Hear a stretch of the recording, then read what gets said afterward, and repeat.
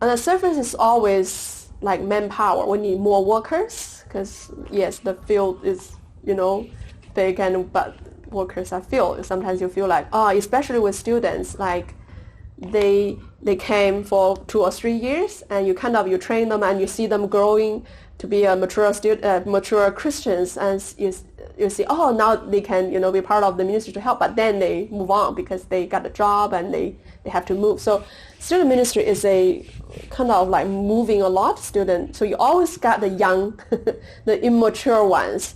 So sometimes you always feel like, how I wish, all those mature people, the Christian can stay and then, help with the ministry. So you always feel like lack of, helpers. You always in the middle of training someone, but then they will leave when they are being trained.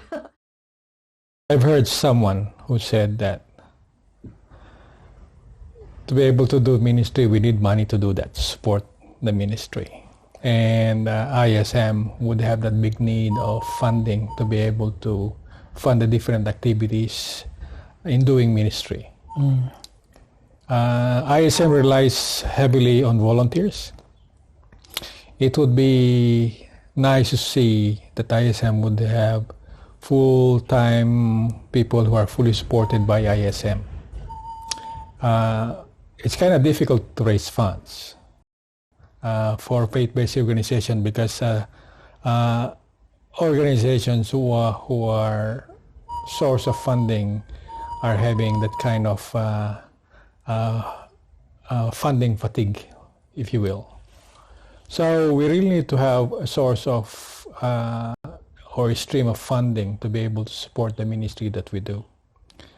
And also, as Celine mentioned, we need staff, we need workers.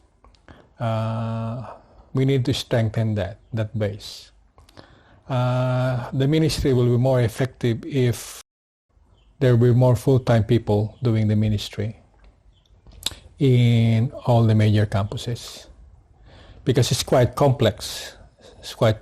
And we need to and also teamwork. We need to have common goal, common agenda. Although we have different ways of doing things, those different ways of doing things move into a common path, a common road where we achieve the common goal, which is reaching out for international students. Maybe the other thing too is the second level of leadership, because we have many old people, in volunteers and staff, who will do it if we're gone. Something like that. The next ones who will. Yeah, what Celine is saying is the continuity of doing ministry in light of 2 Timothy 2:2. Yeah. It's quite difficult to do that with international students because they're not permanent in a sense.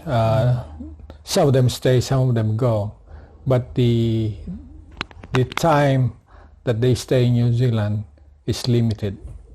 So from my perspective, it's quite challenging to really do discipleship or disciple making in the lives of these people.